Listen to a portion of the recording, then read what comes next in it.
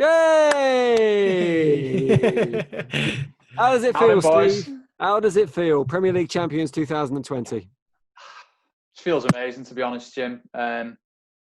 Obviously still trying to process it all, but, everyone connected with Liverpool Football Club is feeling pretty euphoric as of about 12 minutes past 10 last night. And it's incredible. This has taken a long time. This has been a culmination of a plan that was put in place over a decade ago when FSG come in and bought the club and saved it from administration, really. Let's not forget Liverpool were hours away from going into administration, and they put a plan in place, recruit a world-class manager in Jurgen Klopp and recruit the right players that fit the profile of the club, and they have the personality. And we've had a few false dawns in 09-13, and last year obviously lose it by 1 point to a fantastic Man City team. This feels brilliant. It's absolutely brilliant, and massive thank you to Jurgen Klopp and the players for what they've achieved and how they've made everyone connected with Liverpool Football Club feel this morning, because this is mega. Now, a lot of people have said, or suggested rather, that it doesn't kind of have the same it doesn't really have the same significance this year because of what's gone on, and maybe it won't be quite as satisfying for Liverpool fans because it wasn't done when you were playing. It was done when another team lost, so there wasn't a game. There's no fans in the stadium. We've had this great big pause of the season. There won't be a trophy parade this week through the city of Liverpool. Does it feel satisfying? Do you think it still is reaching the high for the club as it would have otherwise? Absolutely, Jim. Let me tell you, when you've waited as long as we have, and you'll take it. And is it in perfect conditions? It's not, because we've had 3 months off of football and we're playing the games behind closed doors. I mean, we were so close to it anyway, which was tricky. But it's been a really confusing period for us all concerned. And I've been saying it on the podcast regular. Everyone's priority, or every normal person's priority, was saving lives during the pandemic that we've experienced, or still are experiencing the back end of it. Football took a second seat to it, and then when there was inklings of football coming back and we started getting a bit excited again, it was like, well, the null and void brigade started coming out. So, we've had the pandemic and the threat to life, and then we've had the fact that the season might be cancelled, and then we've had the glimmers of hope that it might come back, and it's come back, and the football's been pretty terrible apart from a couple of games. I thought we looked fantastic against Palace the other night, and we were really at the races after one of the worst games you'll ever see against Everton, on the Sunday night. And Man City have looked brilliant. So, normal service is kind of looking like it was resuming. But it feels fantastic when you've had the monkey on our back the way we've had for so long, because even though we've won Champions Leagues and UEFA Cups and Super Cups and FA Cups and League Cups and all that kind of good stuff, this is the kind of real deal. Winning the Premier League and being champions again is so important to us, because a club of our stature and size and with the ambition that we've got shouldn't have gone 29 seasons, 30 years without doing it. But it's happened. We've kind of almost broke the seal again now, and we've just got to keep going, because I've just said to a friend of mine, the hunter has become the hunted now. Everyone's going to be after Liverpool, and it's going to be a different pressure that they experience next season, because everyone's going to want their title. And we're just going to enjoy it. We're going to kind of bask in it. We're going to go over the top on social media, as you guys are probably noticing with me. And Liverpool mute. Yeah, I'm just so kind of thrilled by it all. And we will have a parade at some point. I think they're talking about October, November time to potentially have a parade if it's safe. There'll be 1 million people on the streets of Liverpool for that. I think we had around 750,000 for the 2nd of June last year after we won the Champions League again. And it's fantastic for the city. It's great for the economy. It's just good for the vibe of the place.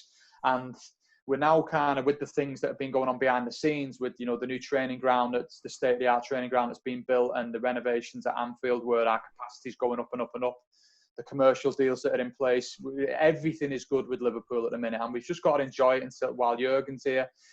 While we've got owners that are still invested in the club and, don't have an exit strategy that's looming. And, it's brilliant. There was a few tears shed last night, as you can imagine, when it kind of finally hit me. And it wasn't the perfect way to do it last night by Chelsea doing it. But we probably would have got a draw at least at the Etihad anyway and done it. And I think it would have been nice to do it at Man City. I think we spoke about it at length in the past and said, I fancy doing it at the Etihad. But we'll take it just so we can say, we're champions. We'll get our gold badge on our kit next season. And, it's just brilliant. But we've got to keep evolving. Like I've always said, we've got to add 1 or 2 in and level up, if you like. And, because we want to stay on top now and maintain our position as the most successful English side of all time, really. You get the Guard of Honour at the Etihad, at least, so you'll get that for the next Premier League game. I think nobody could argue that Liverpool don't deserve this one because they have been relentless this season. But the debate has started on social media already, with some Liverpool fans claiming that this is the greatest Premier League team ever. I'm going to let you answer last on this one, Steve. I'm just going to go round the podcast and get people's brief views on this. Niall, can they lay claim to that title? I don't think so just yet because the season's not over. Steve's right, record breakers with 7 games left to go to win the league. It is some achievement. They're still in with a shout of breaking Manchester City's 100-point record for most points in a Premier League season. If they do that, then they're definitely in the same bracket as Manchester City. And a lot of City fans claim that their team, the Centurions team, is the greatest team of all time in the Premier League. So, if City fans are claiming that, Liverpool fans have a right to claim that with the most points, they're definitely in the argument. For me, I think it's about doing it again, winning the Premier League again. They came so close last season, missed out by a point. This season, if they get over 100 points, would be a phenomenal effort and break the record. If they win it again next year, then I really do think, especially considering they've not made really any investments and it doesn't look like they're going to in the summer, I really do think that they can be in with a shout at being the greatest team that the Premier League has seen. However, winning the Premier League back-to-back is tough. I think only Jose Mourinho's done it, Pep Guardiola's done it, and Sir Alex Ferguson's done it. So for Jurgen Klopp to join that crop of top managers would take some doing. He's definitely capable. Liverpool are definitely capable. Are they quite the greatest team in Premier League history? I don't think so yet because the season's not over. But let's just see what these final 7 games holds for them and see how they get on next season. And certainly they'll be in with a shout. That's the key, isn't it, Marley? It's about retention of the Premier League. If you want to be classed in that pantheon, you need to win it twice. Yeah, I think so. If you think back to the great, Man United sides of the 90s and the early 2000s, where they were so good is they were so relentless. They used to strengthen in the summer, even if they've won things. They used to just throttle the life out of everyone else in the Premier League, and almost beat them before they'd even turned up to Old Trafford or to wherever they were playing. They would think, oh God, it's Man United. Hopefully we might get a draw or whatever. So if you think about that level, City have replicated that in the last couple of years, and now it's Liverpool's challenge to go on and do that over the next couple of years and thread together a couple of league titles at least, and not let up, because as Steve said, they become the hunted now. Everyone wants them. They become the scalp that everybody wants. Only Watford have managed to beat them this season in a shock result. So everybody's going to try and be beyond them now in the future. So they've got to cope with a different type of pressure. They've almost had no pressure on them this season in terms of there was never really a title race. They were never really expected to win it at the start of the season. But next year now, they're the ones who are expected to win it, expected to win every game. It's a whole new type of challenge. But they're definitely up there with the best Premier League sides of all time on a one season basis.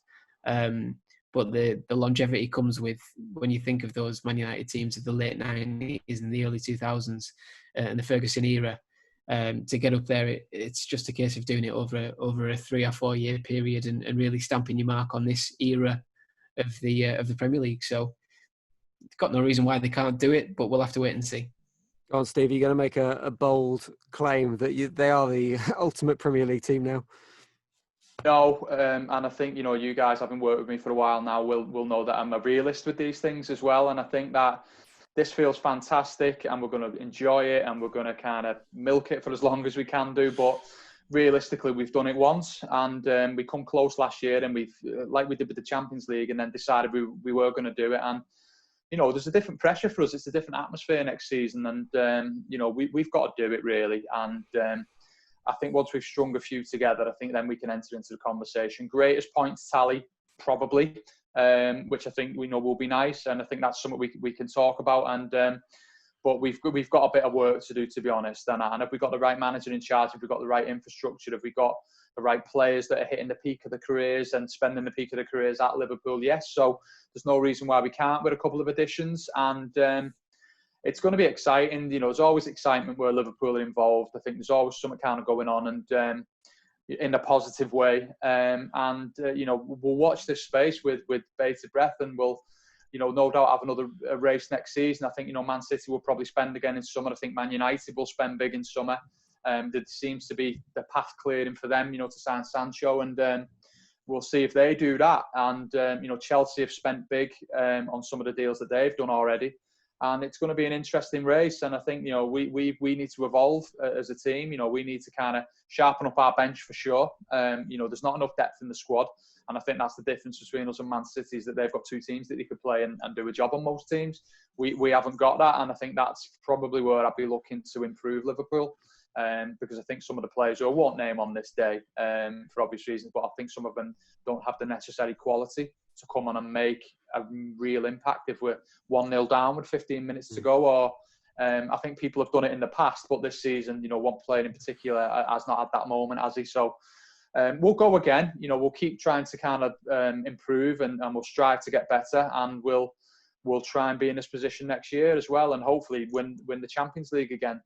You know, but it's all there, and it's all within touching distance for Liverpool. These you know, ambitions are not unrealistic, and I think what a position to be in. And we've just got to enjoy this, because things go in cycles, don't they? They go in generations, and we've had a barren spell where we've picked up a couple of UEFA Cups and, you know, FA Cups and League Cups and Super Cups and whatnot. But, you know, we want to kind of start adding to this tally of being the most successful English club of all time. Can't see it being another 30 years. Steve, congratulations. Well done for Cheers, your club, guys. Liverpool. Appreciate Well it. done, Steve. Congrats, We'll let you go and mate. enjoy the celebrations. Nice one, lads. Take care. See you next week. See you, man. See you, mate. See ya. Bye. Bye.